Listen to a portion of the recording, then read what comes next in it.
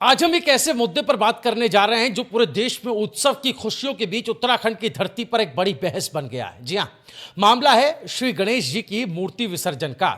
जब पूरे देश में गणेश चतुर्थी की गूंज है, सड़कों पर गणपति बप्पा मोरिया की आवाज है, तो वहीं उत्तराखंड से इस उत्सव से जुड़ा एक अलग ही स्वर सुनाई दे रहा है, विसर्जन का विरोध। हल्द्वानी में पहाड़ी आर्मी नाम की संस्था ने बाकायदा सड़कों पर उतरकर मुख्यमंत्री को ज्ञापन सौंपा और मांग की कि उत्तराखंड में गणेश विसर्जन की प्रथा को तुरंत रोका जाए। उनका तर्क है कि देवभूमि उत्तराखंड भगवान गणेश, माता पार्वती और भोलेनाथ शिवजी का घर मानी जाती है।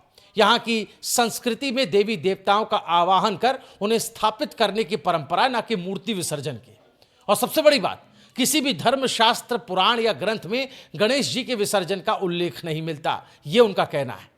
विरोध करने वाले कहते हैं कि विसर्जन की यह परंपरा उत्तराखंड की स्थानीय संस्कृति पर थोप दी गई चीज है और यह कहीं ना कहीं पहाड़ी आस्था से छेड़छाड़ भी है। हमें पता चला कि किसी भी धर्मशास्त्र में किसी भी इस बात का जिक्र नहीं है कि गणपति बप्पा का जो है विसर्जन किया जाए, तो ये बिल्कुल गलत है और इस राज्य में तो कदाचित उचित नहीं है, क्योंकि ये गणपति बप्पा की जन्मभूमि रही है, पार्वती माँ की जन्मभूमि रही, स्वयं त्रिलोकीनाथ की जन्मभूमि रही है।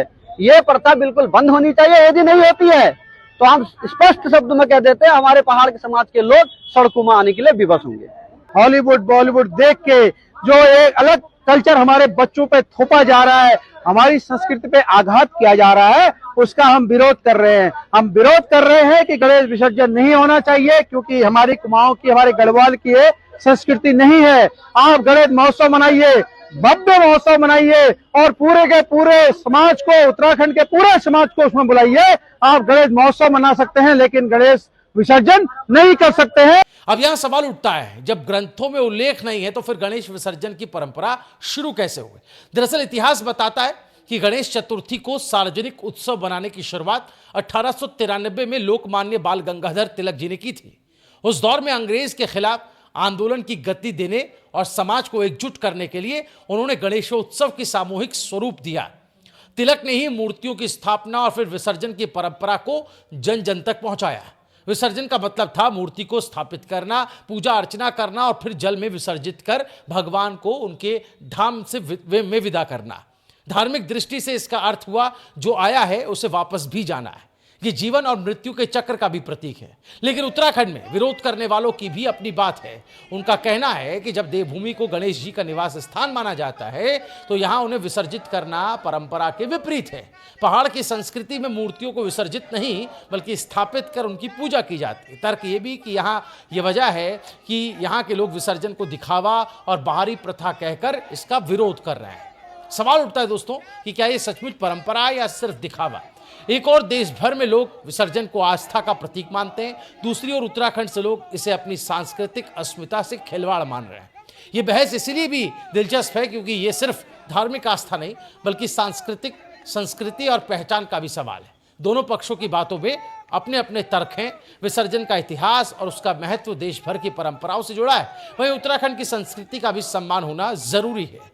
शायद रास्ता ये हो सकता है कि परंपरा को निभाया जाए लेकिन स्थानीय संस्कृति का सम्मान भी किया जाए, जैसे विसर्जन की जगह प्रतीकात्मक विदाई या पर्यावरण के अनुकूल तरीके अपनाना। क्योंकि सच ये भी है कि मूर्तियों के जल प्रदूषण का मुद्दा भी लंबे समय से चर्चा में है। तो अब आपके लिए कुछ जरूरी सवाल उठा रहे हैं जिस पर अपनी राय आप हमें कमेंट में बताइएगा।